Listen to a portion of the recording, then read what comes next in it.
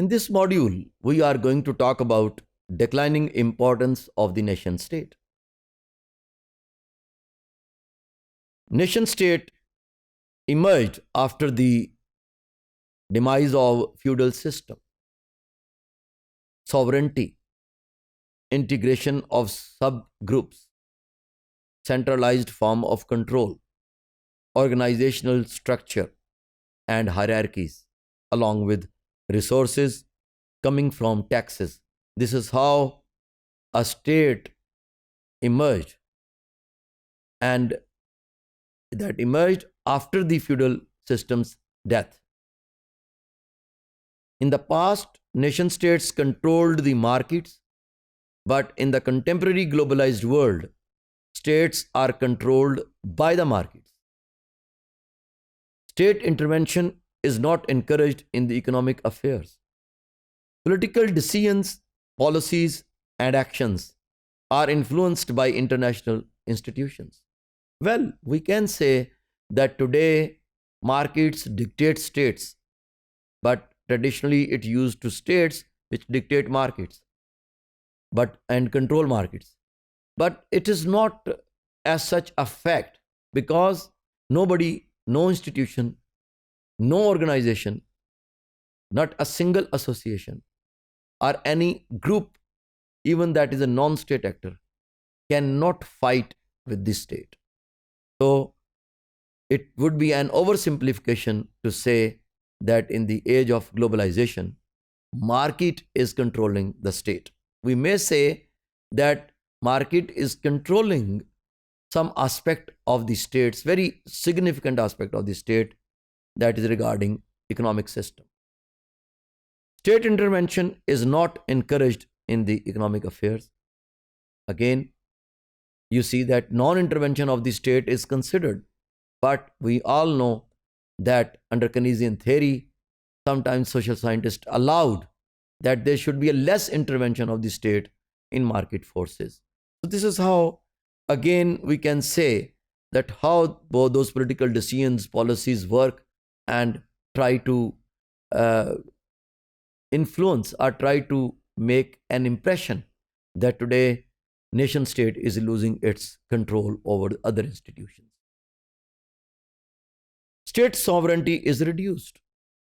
The emergence of international and supranational organizations are causing that reduction of state sovereignty. This is what it is believed.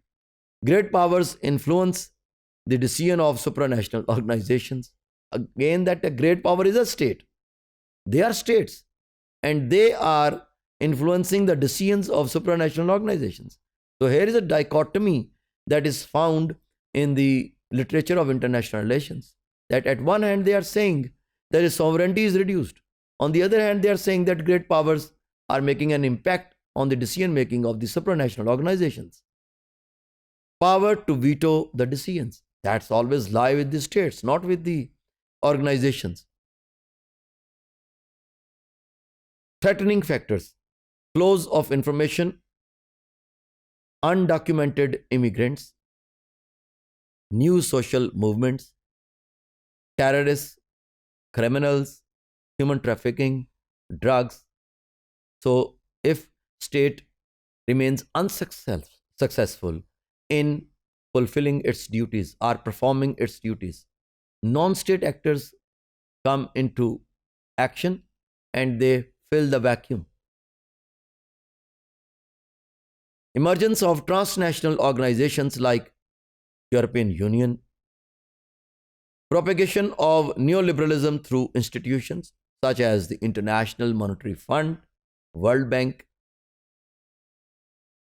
Nation states have become increasingly porous because of the scientific advancement and technological sophistications. No more boundaries for the consumer products, as well as the flow of information is going across the boundary freely. So that is why it has become increasingly porous. Protecting borders is much more challenging than ever before. Obviously, missile technology is not going to respect the boundaries of any specific nations. And sometimes, if it happens that missile is misled or it falls in another territory, they usually say that it was a friendly fire. Although it damages sometimes had collateral damage, but it's ignored considering it that it was mistakenly, unknowingly, unintentionally happened. So this is how this complex system or structure of nation state is going on, and still sovereign state system has its importance even when it is claimed or it is considered that there is a declining importance of the nation state going on.